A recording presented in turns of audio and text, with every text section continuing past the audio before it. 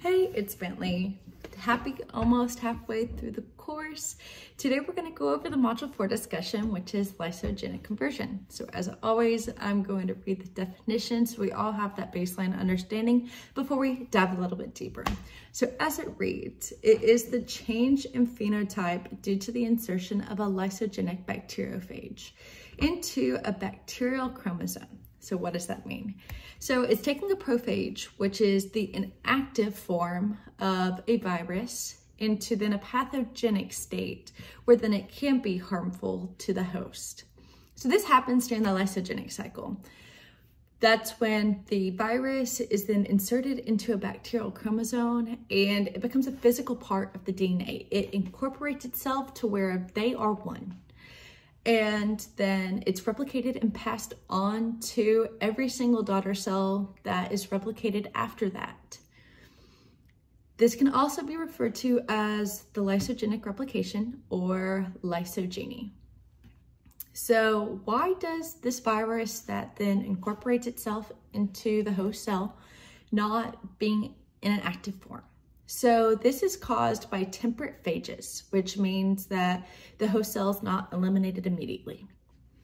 And this is due to the coding that takes place during mRNA and tRNA, and it is coding a protein that suppresses the prophage genetics, so it stays in that inactive form. So the conditions must be just right for then lysogenic conversion to then take place on this lysogenic cycle for them to become an active state.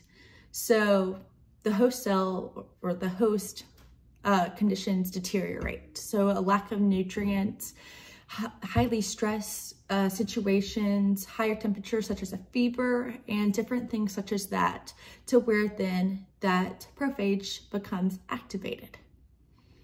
So the pathogenesis of bacteria adds genes to each of the host cell, and it can cause a pathogenic havoc within the host, making them extremely sick. So the difference between the lytic cycle, it uses the host cell to reproduce viruses, resulting in the host replicating the viruses. So the host is doing all the hard work for the viruses while they're infecting them. And then through this process, the host cell does die through bursting or rupturing because the viruses then get out. Then the viruses then that are replicated through the host cell then can infect other cells within the host, then passing it at an exponential rate. The prophage of the lysogenic cell can also return to a lytic cycle through a prophage being removed from the chromosome by recombination or another genetic event. This process is called induction. So examples of the lysogenic conversion include E. coli, rheumatic fever, chloria, and diphtheria.